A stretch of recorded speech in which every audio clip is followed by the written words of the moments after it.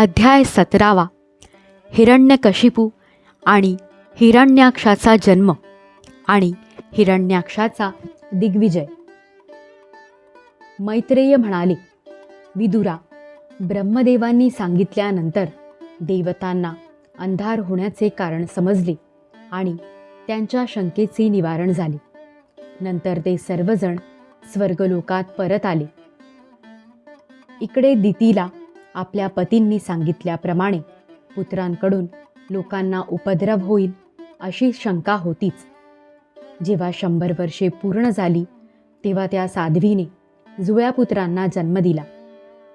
त्यांच्या जन्माच्या वेळी स्वर्ग, पृथ्वी आणि अंतरिक्षात अनेक अपशकुन होऊ लागले.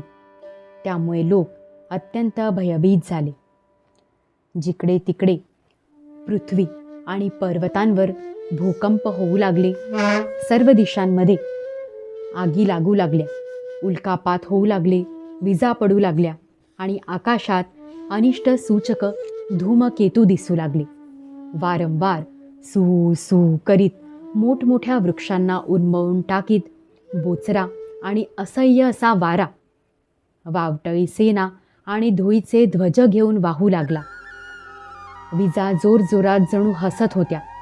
मेघांनी असे रूप धारण केले होते की सूर्य, चंद्र इत्यादी ग्रह लुप्त होऊन आकाशात अंधार पसरला होता.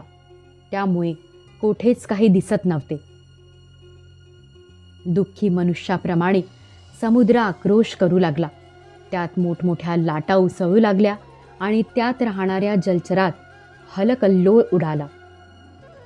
नद्या आणि जलाशयांमध्ये खळबळ माजली आणि त्यांतील कमळे सुकून गेली.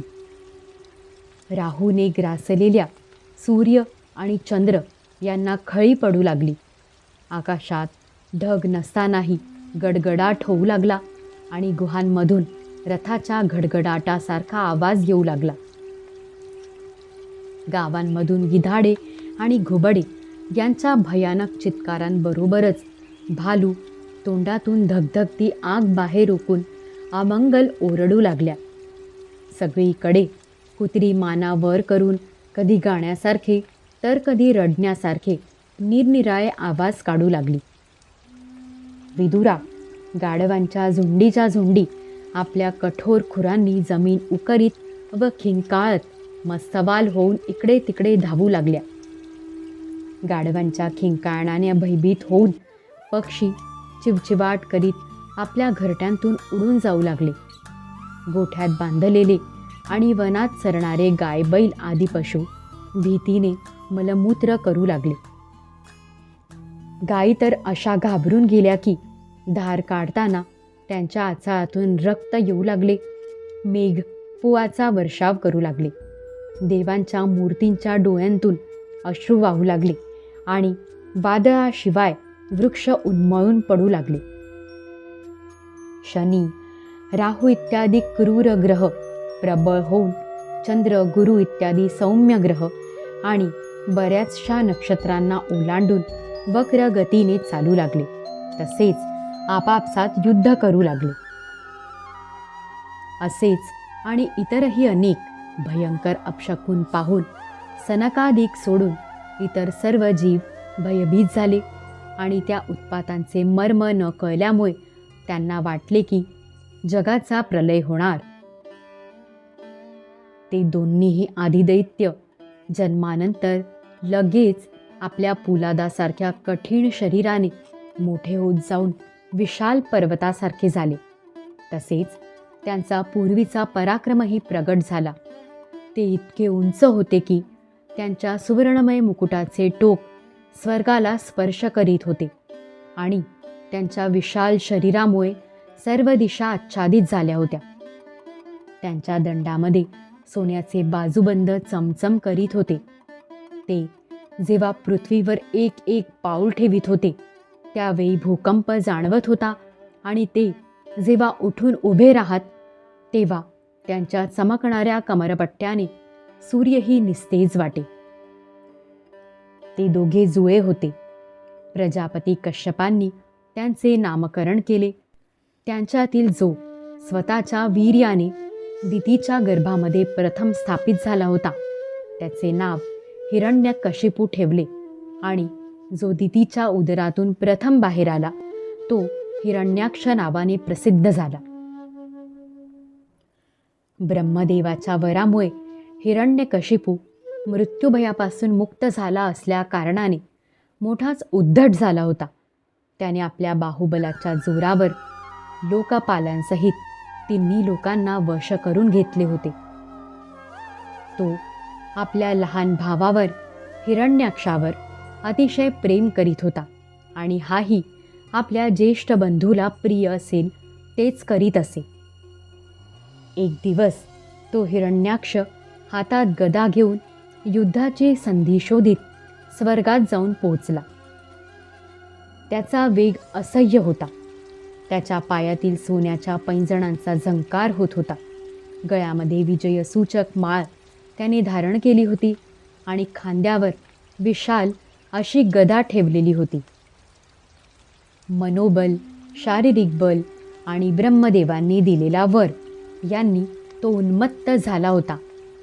त्यामुळे निरंकुश आणि निर्भय अशा त्याला पाहून गरुडाला पाहून साप लपून बसता त्याचप्रमाणे देव भीतीने लपून बसले.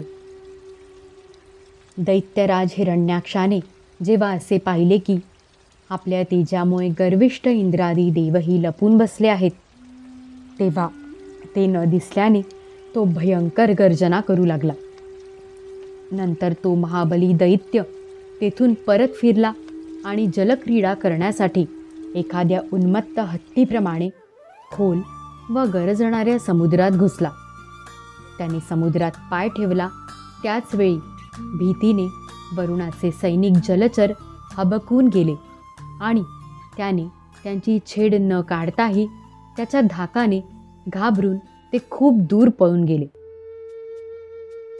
महाबली हिरण्याक्ष पुष्कळ वर्षेपर्यंत समुद्रात फिरत आणि वारंवार वायुवेगाने उडणाऱ्या प्रचंड लाटांवर आपल्या पोलादी गदेचे तडाखे देत होता.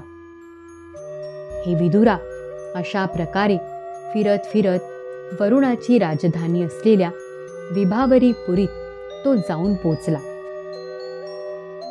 तेथे पाताळ लोकाचे स्वामी, जलचरांचे अधिपती वरुण राजांना पाहून त्याने त्यांची खिल्ली उडविली आणि एखाद्या सामान्य माणसाप्रमाणे प्रणाम करून थोडेसे हसून छद्मीपणाने तो म्हणाला, महाराज, मला युद्धाची भिक्षा घाला. प्रभो, आपण तर लोकपाल, राजा आणि मोठे कीर्तिमान आहात. जे लोक स्वतःला मोठे वीर समजत त्यांच्या सामर्थ्याचा आपण चक्काचूर केला आणि पूर्वी आपण जगातील सर्व दैत्यदानवांना जिंकून राजसूय यज्ञसुद्धा केला होता.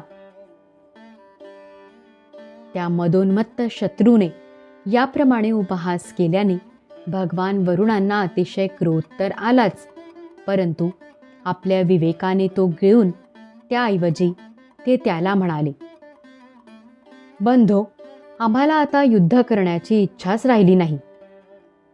जो तुझ्यासारख्या रणकुशल वीराला युद्धामध्ये संतुष्ट करील असा आम्हाला भगवान पुराण पुरुषाशिवाय दुसरा कोणी दिसत नाही.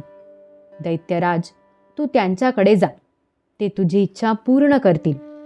तुझ्यासारखे वीर त्यांचेच गुणगान करीत असतात. ते मोठे शूर आहेत. त्यांच्याजवळ जाताच तुझा हा सगळा ताठा जिरून जाईल आणि तू कुत्र्यांनी घेरला जाऊन वीरशय्येवर निद्रा घेशील. ते तुझ्यासारख्या दुष्टांना मारण्यासाठी आणि सत्पुरुषांवर कृपा करण्यासाठी अनेक प्रकारची रूपे धारण करतात. अध्याय 17 समाप्त. श्री सद्गुरु चरणारविंदार्पितमस्तु.